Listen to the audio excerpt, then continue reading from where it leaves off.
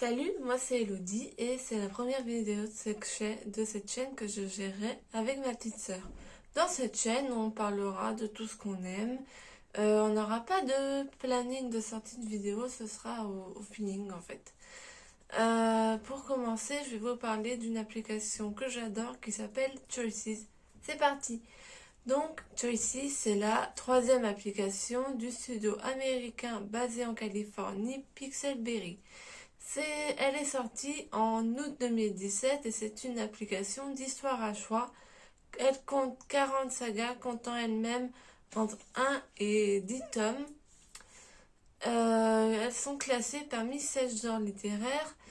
On attend la sortie de 5 autres sagas prochainement.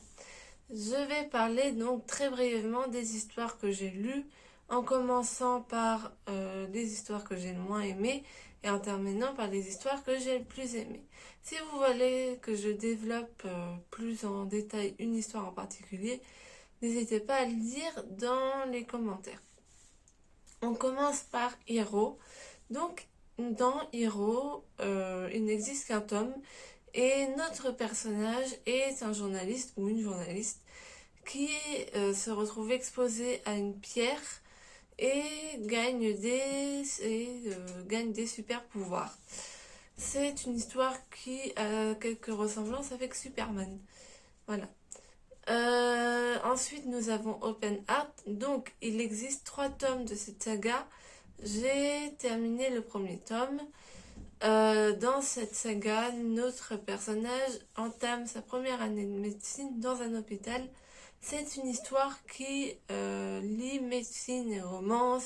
Il y a aussi des drames, ce qui me fait beaucoup penser à Grey's Anatomy, de ce que j'ai vu, parce que j'ai pas vu beaucoup d'épisodes, mais le peu que j'ai vu me fait penser à cette histoire. Ensuite, nous avons High School Stories. Donc, dans High School Stories et High School Stories Class Act, nous jouons un personnage qui arrive au lycée et qui doit s'adapter à la vie du lycée. Dans High School Story Class Act, notre personnage fait partie du cours de théâtre. Il existe 3 tomes d'High School Stories et 3 tomes d'High School Stories Class Act. J'ai fini les 3 tomes d'High School Stories et je suis en train de lire le 2e tome d'High School Story Class Act. Ensuite, nous avons Big Skies Countries. Donc, Big Skies Countries compte quant à elle 2 tomes. J'ai fini les 2 tomes. Dans cette histoire, nous jouons un personnage qui tombe en panne en plein milieu d'une route de campagne et qui est secouru par un cow-boy et qui est donc amené dans le ranch familial de ce cow-boy et qui va donc s'adapter à la vie du ranch jusqu'à pouvoir repartir avec sa voiture vers la ville où notre personnage devait se diriger. Ensuite, on arrive à la seconde histoire que j'ai le plus aimée. Enfin, les secondes histoires, c'est It Live in the Woods et It Live Beneath. Ça se passe dans le même univers, mais ce ne sont pas des suites. Dans It Live in the Woods, notre personnage réunit ses anciens amis d'enfance, car le monstre de leur enfance, donc le monstre de la forêt qu'ils avaient rencontré dans leur enfance, est de retour et a enlevé un de leurs amis. Dans It Live Beneath, notre personnage et son petit frère, après avoir retrouvé leurs parents morts, sont envoyés chez leur grand-père dans une petite ville au bord de l'eau et ils font face à un monstre sorti tout droit du lac, enfin de l'eau. Voilà. Ensuite, on termine par ma saga préférée, appelée Endless Summer. Donc, Endless Summer est une saga comptant 3 tomes. J'ai lu tous les tomes, je les ai dévorés. J'adore vraiment cette saga. Dans cette saga, notre personnage ainsi que son meilleur ami et un autre groupe de jeunes adultes ont gagné une semaine sur une île paradisiaque, dans un hôtel vraiment 5 étoiles. Mais lorsqu'ils arrivent sur l'île, l'île est totalement déserte. Voilà. Donc, je vais aussi parler donc des histoires que j'ai commencé mais pas encore terminées. Et j'ai pas spécialement pour l'instant de classement des histoires préférées. En fait, il y en a que trois pour l'instant. On a Cashwell Affair, on a The Hunting of the Brightwood Manor et on a Distant Shore qui est l'histoire où je suis plus avancée pour l'instant.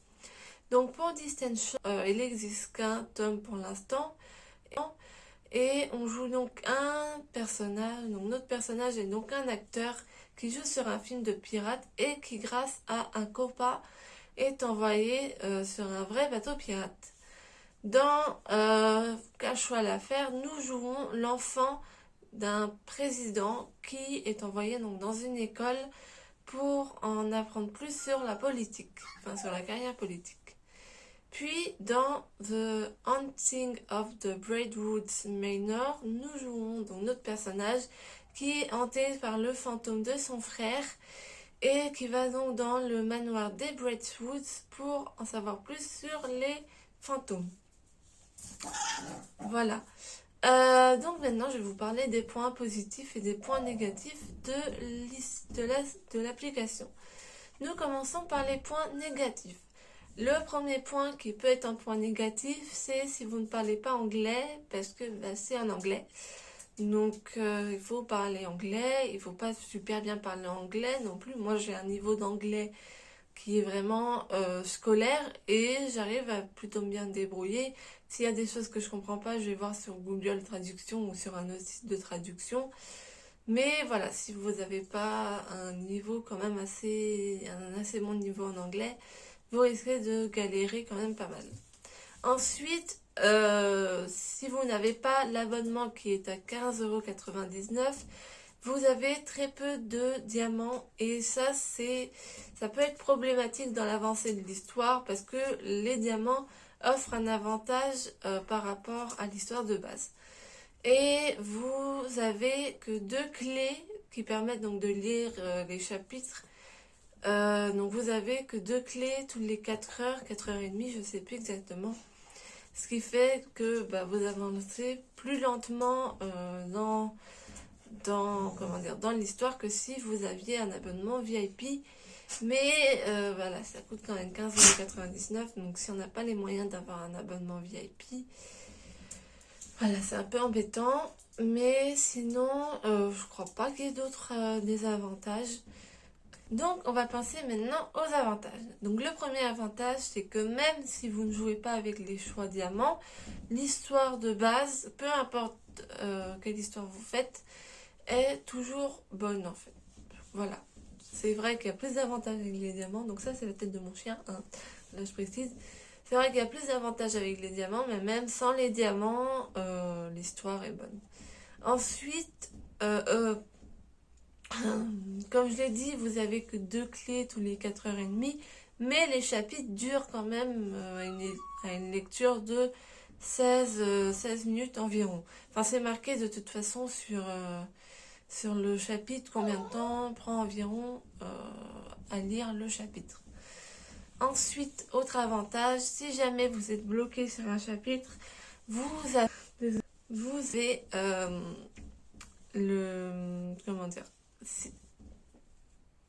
l'autre avantage, c'est que si jamais vous êtes bloqué sur un choix, sur un chapitre, vous avez les solutions. Vous marquez juste le nom de l'histoire, enfin Choices est le nom de la saga, et vous aurez les solutions.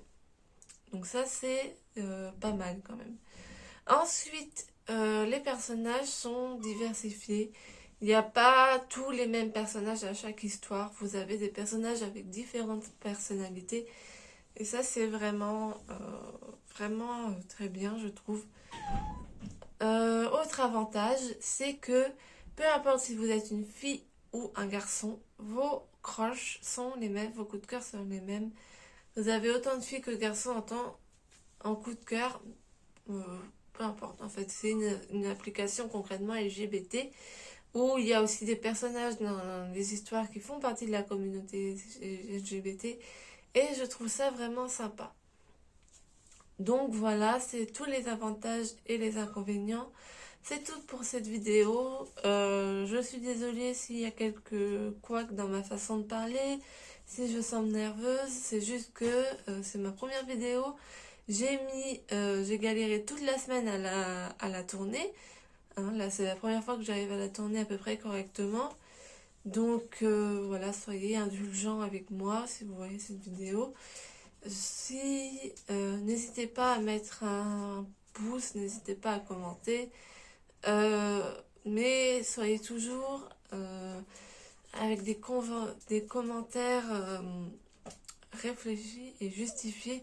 Même si c'est un commentaire négatif, faut que votre commentaire soit justifié. Voilà. Je vous dis à très bientôt et j'espère que cette première vidéo vous aura plu. Bisous!